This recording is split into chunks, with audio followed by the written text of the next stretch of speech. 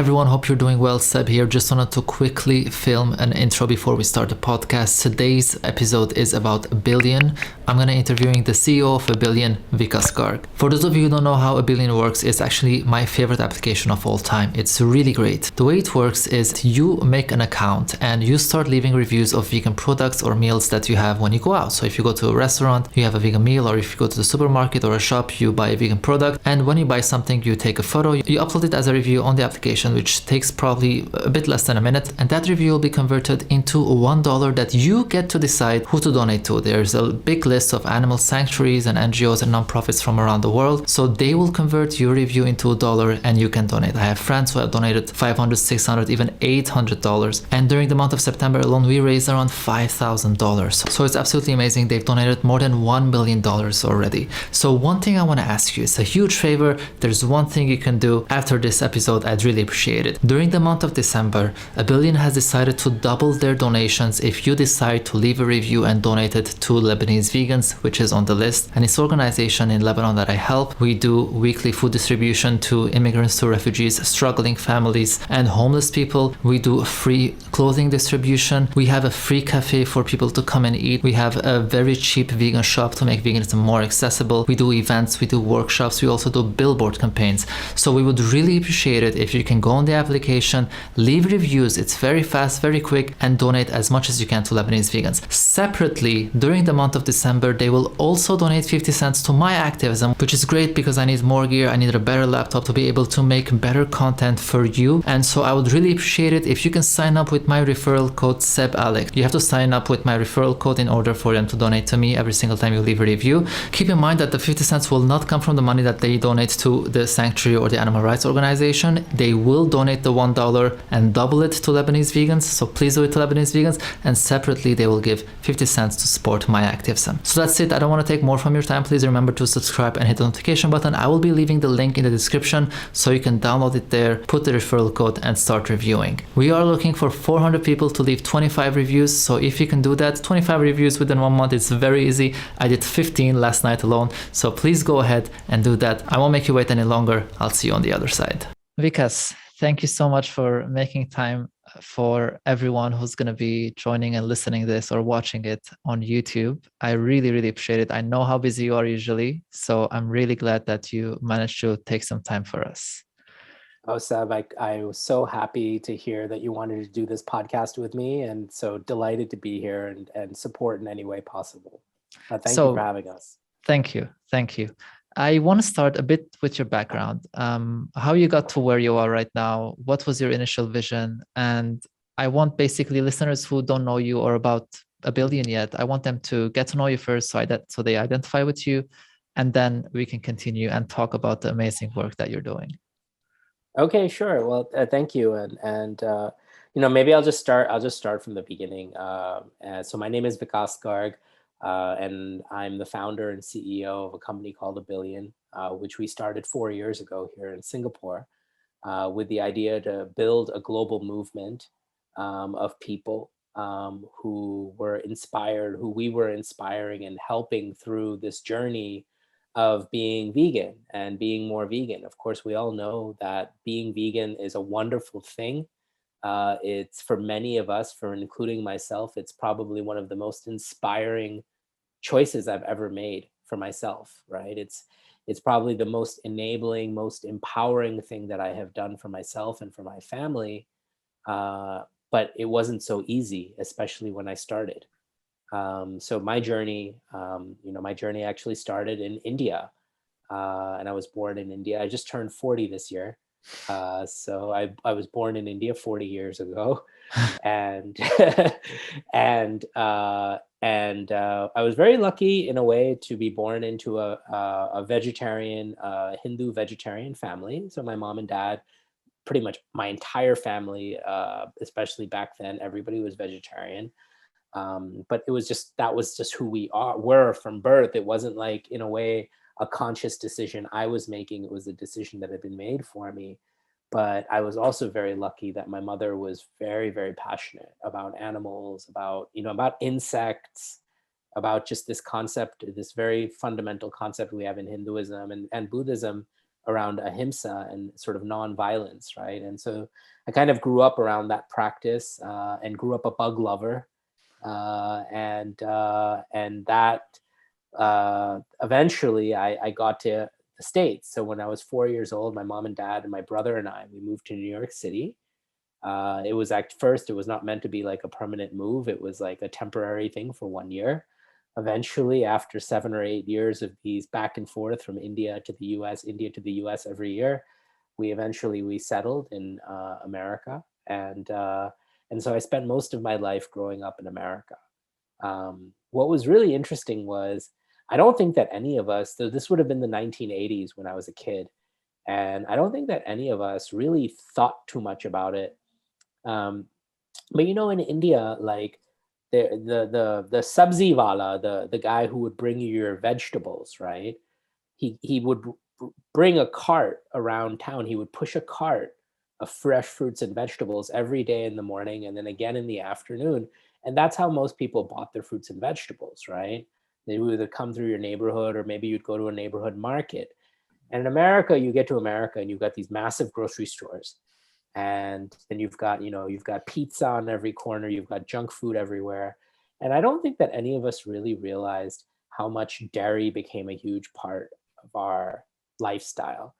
But I'll save the details. But I always joke with my friends. I was just saying, growing up in New York City was like my food pyramid was basically like a big slice of pizza. Yeah, so that was kind of, that was my growing up and teenage years. And in a way, being vegetarian probably was a little bit like being on autopilot. It wasn't very easy, but it wasn't also very hard. You could generally get by finding things and whatnot. In 2008, I decided to make my life complicated, and that's when I embarked on becoming vegan. Ironically, I'd been part of the animal rights movement since I was a kid. I'd always loved animals, always, fought for them spiritually and mentally and through my actions. But it wasn't until 2008 that I actually made the plunge to go vegan. And that journey was really interesting for me. That was actually felt like, hey, this is something I've now decided I want to do. But wow, it's really, really hard.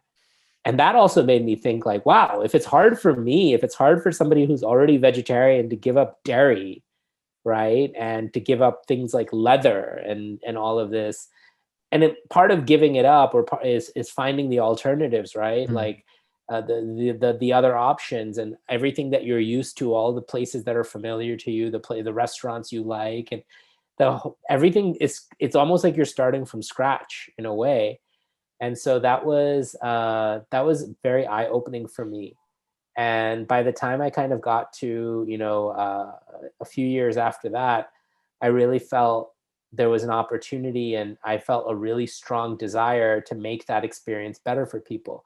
For me, what switched was, it went from feeling like a sacrifice and a compromise all the time to feeling like, oh my God, I was living my life with purpose in every single decision I make.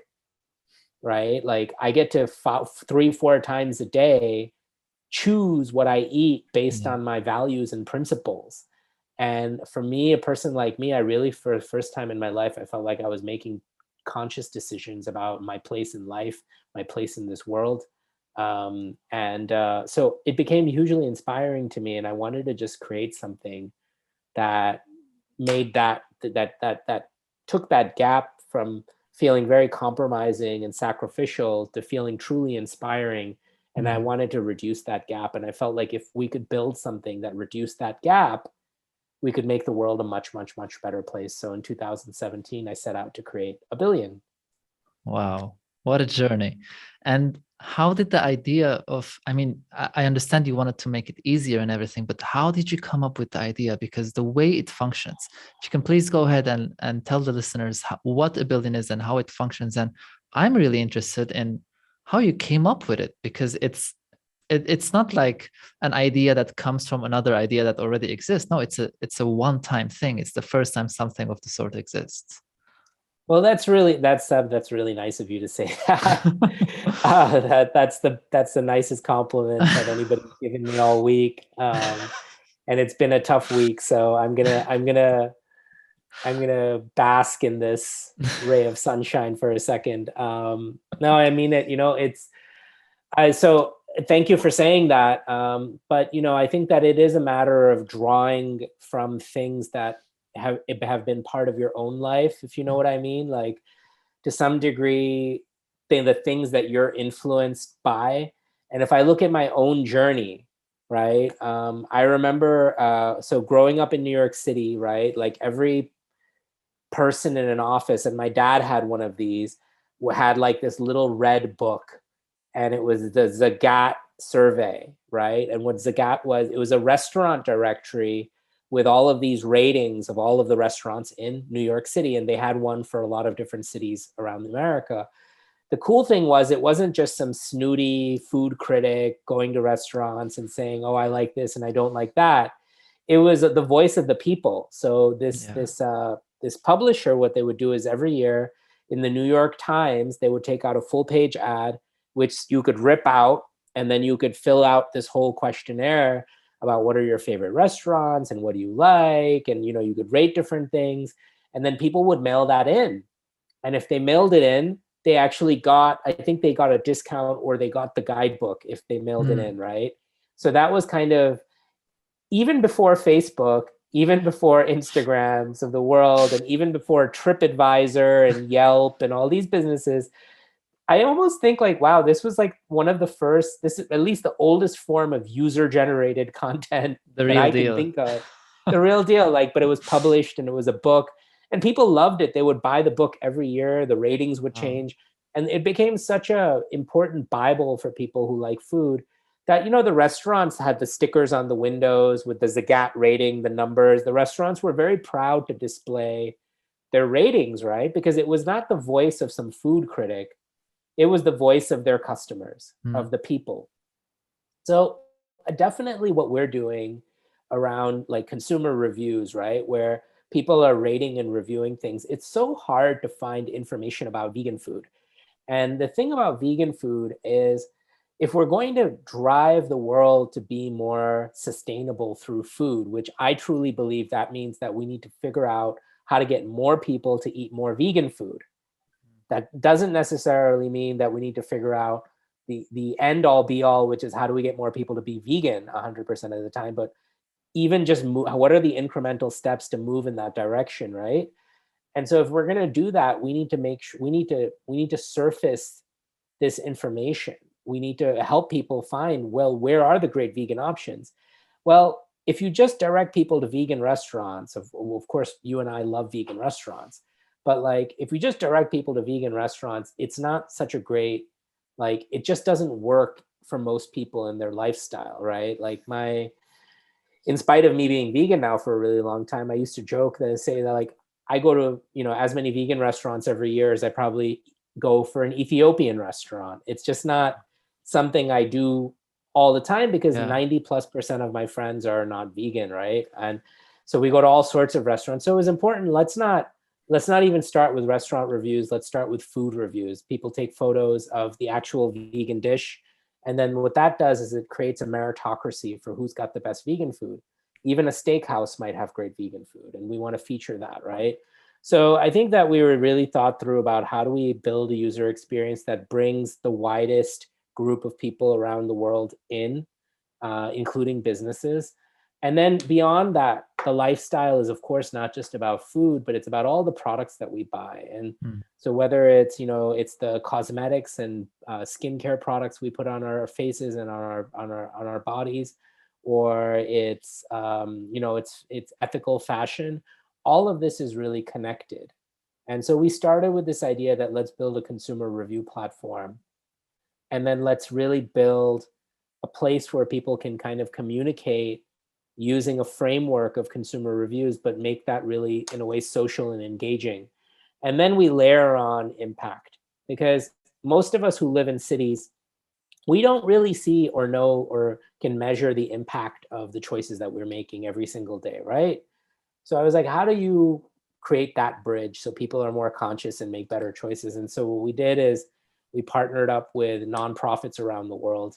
And I think this is probably the most unique point about our platform, is when people make that decision to eat vegan, we back that up with life-saving, life-changing impact that we make. And and we're pretty, I think we're pretty we're calculated, we're pretty determined to just put it out there that we donate $1, $1 every time somebody eats something vegan. And it's been a key. You got to take a photo and post it on our app, but it's a key part of what makes our platform very unique. Wow, amazing. So as simple as that, you go out to eat, you choose the vegan option, you take a photo, which, let's face it, almost everyone does nowadays. Like if you go to anybody's photo album, you're going to find so many photos of food outside in restaurants. Yeah. And all they have to do is just upload that as a review. And then Abillion basically converts that review into $1 that this user decides who to donate to, from animal sanctuaries and nonprofits all around the world. Yeah, it's amazing what $1 can do. I know, and really amazing. It's really amazing. So I have been an ambassador with Abillion for a while now, and I was checking the dashboard, and there's around 500 people more or less that have signed up using my referral code, and I can see also how much money those people have collectively raised. And in donations. Last time I checked, it was $6,500. And I'm just one person who has shared that. So imagine the impact of every single one of us sharing this. And that's 6,500, not from the users' pockets. It's literally because of the reviews. No one is out there putting money into the application and then sending it. It's all like that. The donation part is being done by Abillion. And I think to play that card of saying, you're going to have vegan food, we're going to donate money on your behalf. That is what I find so amazing. It's really, I mean, a lot of people, I think you are so used to the idea now that you came up with this, and this is something that exists, that you forget what it's like for someone who hears it for the first time. And I know because I shared it with my friends and they're like, what? Like they donate money. Like I get to decide who to give it to.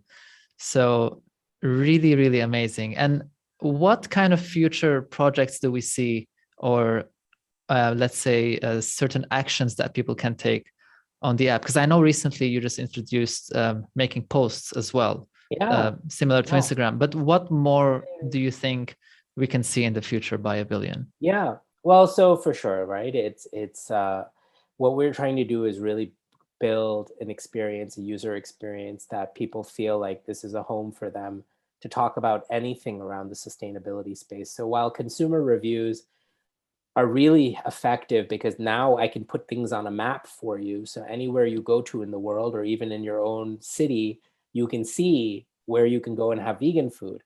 And when you walk into a store, when you're curious about what kinds of brands can I use, what kinds of plant-based meat products, if you're interested in trying plant-based meat, you can see information, you can see recipes, you can see a lot of content that then helps you have a better experience, because that's the whole thing, right? Like, I think for anybody who's ever tried vegan cheese before, if you go to the grocery store, especially in the US, right? Like here in Singapore, if you go to the grocery store, there's maybe 2, maybe 3 vegan cheeses.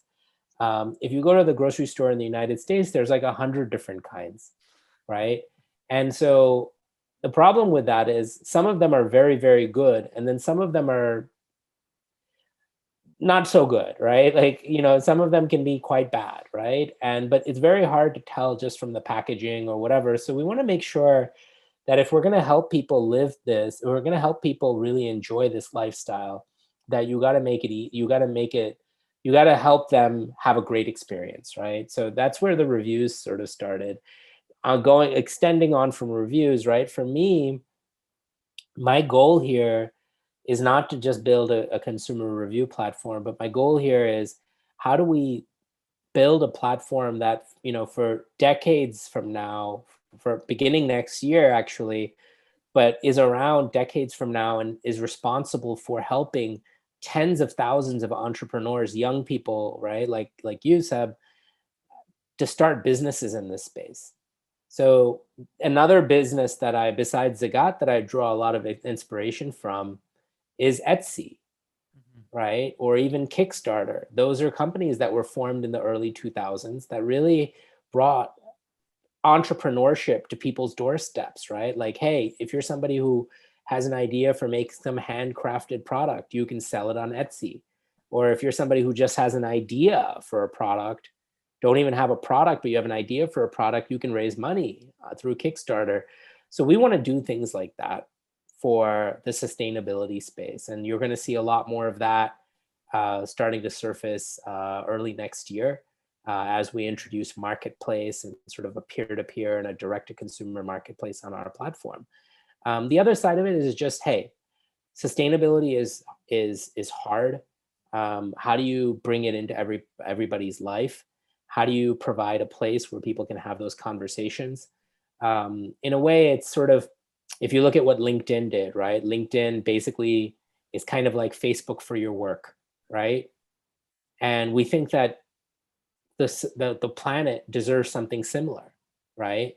So I wouldn't exactly call it Facebook for the planet, but I call it, I'd call it like we deserve a great sort of social platform for social good. And that's really what we're trying to build. So over the next couple of months, you're going to see video introduced. So this podcast, this recording, you'll be able to post on Abillion. Amazing. Yeah, you'll be able to post, you'll be able to post your recordings. You'll be able to post, films of your activism, and you'll be able to create a lot more content that really helps you form that tribe and community on our platform. And of course, really help the people who are making this transition, of which nearly 70% of our users today are meat eaters, right? So a lot of people who are out there trying to make this transition, and this sort of stuff really supports them. Of course, because it's basically positive reinforcement. And it's amazing that almost 70% of the users are not vegan, and they are donating that money by consuming plant-based foods. So what about, let's say, restaurants? What do they get out of it? And are they supposed to contact Abillion to be listed, or how does it work exactly, in case someone is listening and they want to have their restaurant there? Oh, well, so restaurants, it all starts with a consumer review. So yes, restaurants can claim their listing. They can go to business.abillion.com. It's a website that we have set up, and there's basically like a dashboard in a way that gives a business, once a business claims and verifies their information, they can then add their own photos, and they can engage with the members who are actually creating the post. They can even like do research, right? So if it's like a Japanese restaurant in Tokyo and they're confused about what kinds of vegan food they should create because they don't know, they can actually find that information, but they can see what the best rated vegan Japanese food is from Japanese restaurants around the planet. And one of the things that we of course do is with restaurants is our goal, when you post a review, our goal is to actually get that feedback back to the business owners.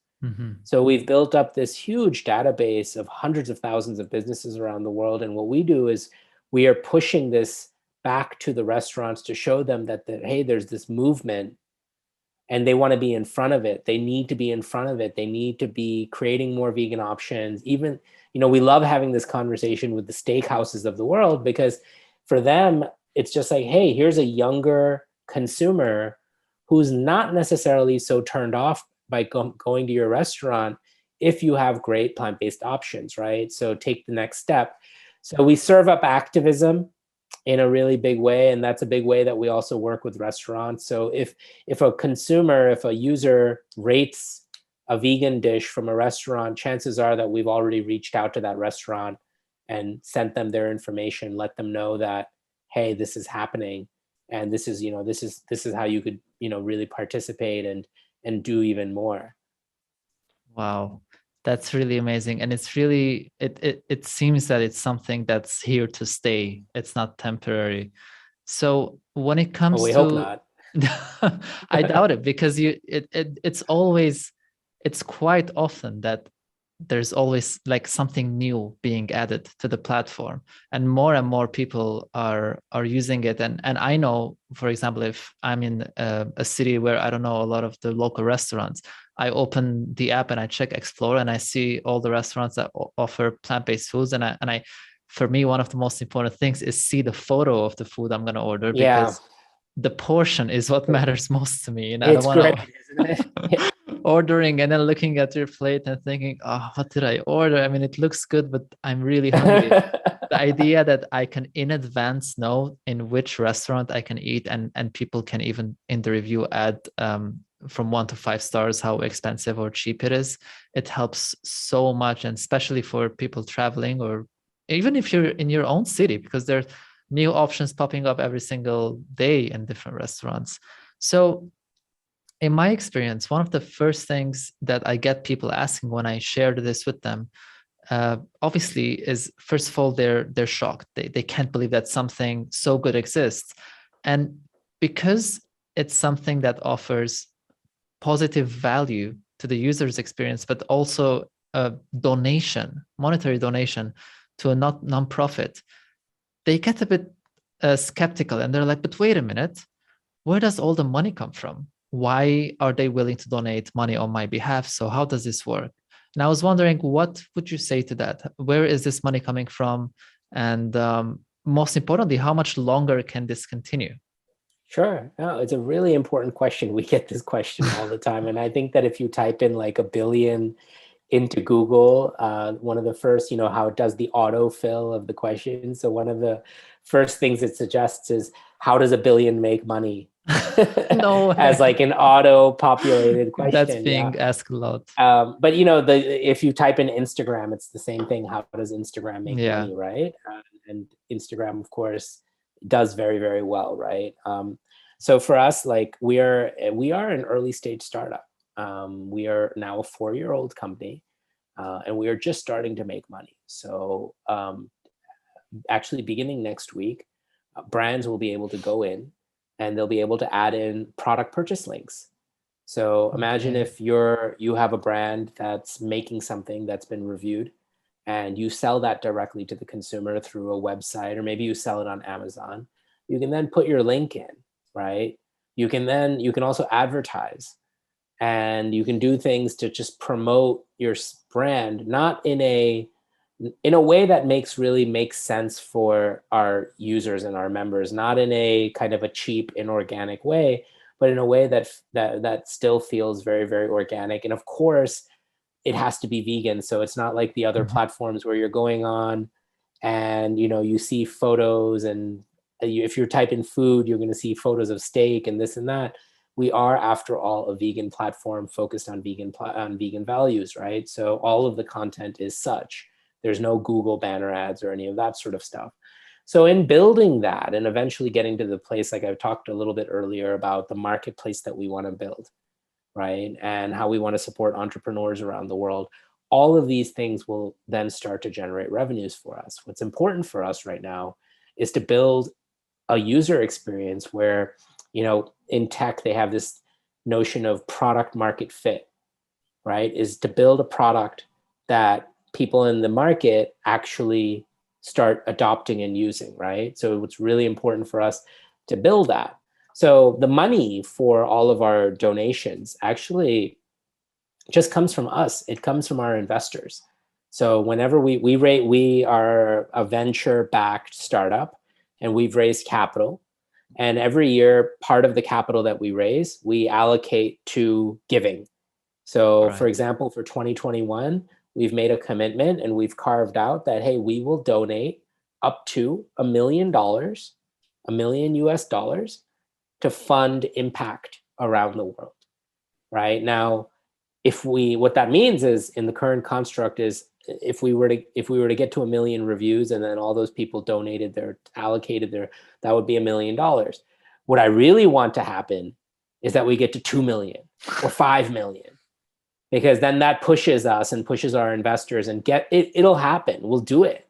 We'll have that capital, because that would be the best thing that could happen, is to grow even faster than you've predicted, in a way, right? And so the part of that is that, I mean, that's how we fund it. And then the second part of your question is, well, how long can we keep going, right? And well, we can keep going for a while. We've got good money in the bank, but the reality is, like anything, what I am trying to do here is show the world that from day one, you can build a business that's making massive impact, doing the right thing, and building a business where purpose and profit are completely aligned with each other, even with the way that we work with our clients, the way that we work with various different stakeholders, our investors, for example, to show that you can create this kind of alignment and build a truly phenomenal world-class business. So we are building a business, right? And we do need to prove ourselves. Otherwise, of course, it will eventually, it won't work. If it doesn't work, eventually, then, I'll have to go the way of a lot of other companies, right? That try different things. But I think that one thing that we're really excited about is just how far we have come. We've come a really, really long way, and we're just right now actually getting ready and getting close to announcing our Series A, which is like our first like really big round of fundraising for our company. It's sort of it's a milestone for sure, and the response to that has been really phenomenal from from investors around the world. So with that money in the bank, you can rest assured that we're going to be around for a while. I have no doubt. I have no doubt. And I do want to say it has happened to me where I've been in places where even if I wanted to, I wouldn't have thought that, yeah, I can check Abillion and I will find the review in this town of some plant-based dishes. And then I open and I realize, wow, someone has been here and has left a review and I'm going to be able to use it. And I'm not talking about like, let's say being in Barcelona or like a big metropolitan city where for sure there's a big concentration of people using the app. I'm talking places where you wouldn't have thought that someone would have added a review because they've been there, because it's definitely spreading. And I say that as a user of the platform. So I doubt that you're ever gonna wonder what would happen if the money runs out or you don't get enough support. I'm actually really excited to see all the things that you shared now that will be announced in the coming months. Just to have an idea, if you are able to share with us, how many users are on the platform, more or less, if that's okay to know? Yeah, of course. So the app has now been downloaded about 1 million times by people around the world. And in terms of active users, right? So people who are coming, at least once every month, we have about 300,000 people. Wow. Yeah, so it's good. It's still, it's hard to say, is it a small community? Is it a large community? But especially when we look in the context of something like Facebook, which has 2 billion people on it, right? But I think that we're really proud of how far we have come. And especially in the last 3 or 4 months, 6 months, the growth has been just getting stronger and stronger. So with sort of our current rate of growth, we should be hitting 1 million active users over the course of the next 12 months or so. And Wow. I think that's when things start to get really exciting for us. Are you aiming for 1 billion active users? Well, it's in the name of the company. It's not so much about users, right? I really don't like the word users, but it's just the easiest, shortest word to use, right? Yeah. We don't call our users users. We call 1 billion members of our community. Okay. And for us, what's really important is this mission of, can we turn 1 billion people on to sustainability? Can we turn 1 billion people on to being more vegan or being vegan? Can we create billions of options for people through our activism and advocacy and building a technology platform that really is transforming the fabric of our society? And that's really the experiment here, right? Is can we create that kind of meaningful impact around the world? And that's what the name of the company is all about. It's less so. It's not really about 1 billion users. I mean, obviously, if we got there, that would be extraordinary. But it's not so much about that. I mean, I would be personally, I'd be very happy. When we get to 1 million, I think I'd be very, very, very happy. Because I think that even with 1 million people, we can do such amazing things in the world. For sure. And for people who might be wondering, so far, more or less, how much have you been able to donate through the users who have been leaving We've reviews? we've donated close to 800,000 US dollars. Wow. And so we're on track. We should hit 1 million total in the next 2 months, 3 months. But I think with a little bit of luck, we end up hitting like by the end of the year, maybe almost $1.5 million. That's so dollars amazing. donated. Yeah. That's really great. And So it's amazing. Just one point. We work with a lot of our animal rescue organizations, but we also work with people around the world. And it's amazing. For $1, you can feed a hungry child in Africa 3 square meals a day. For $1, you can put a girl in school, or buy a local language children's book, or plant a tree. Somewhere in the world. And so there's just so much impact that $1 can create in society. And it benefits us, it benefits humanity, it benefits the environment, it benefits animals, right? Definitely, $1 does go. I mean, it sounds like just $1, but Abillion helped Lebanese vegans organization that I'm part of in Lebanon to be listed as well. And each $1 that's donated, that's around 3 or 4 meals for homeless people that we distribute every single week as part of our animal rights center that we have there. So it's definitely a lot. Like that is a lot. That's a meal for at least 3 people a week with $1. So that being said, to finish things, I wanted to ask you, what are your principal values that are pushing you to seek change? So your principles of change, what are they, and how are they helping you move forward?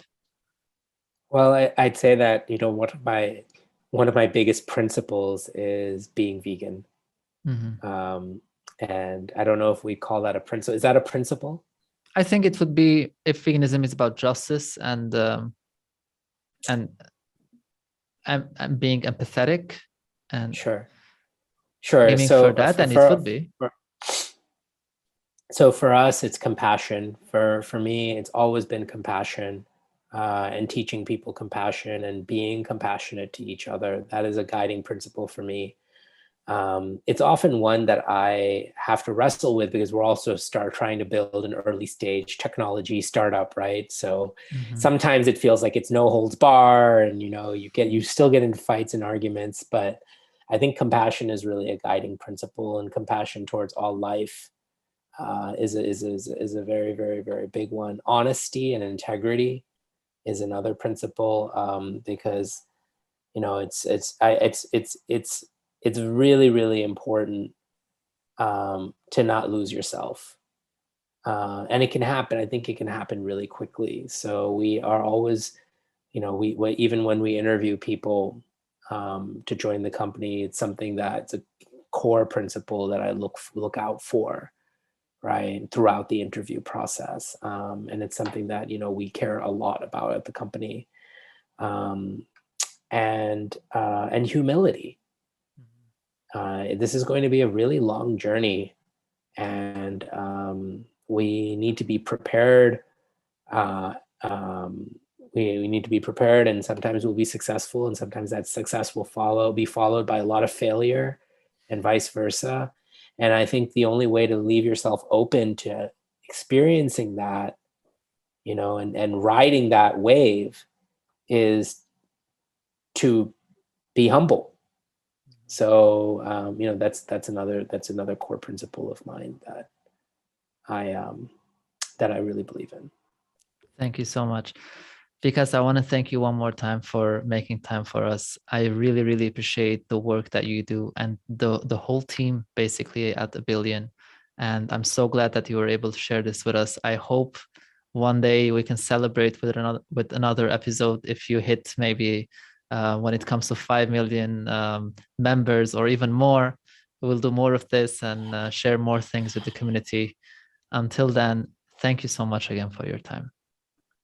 Thank you very much for having me on the show, Seb. I really appreciate everything that you're doing for the movement, and it's been an honor to get to know you and work with you.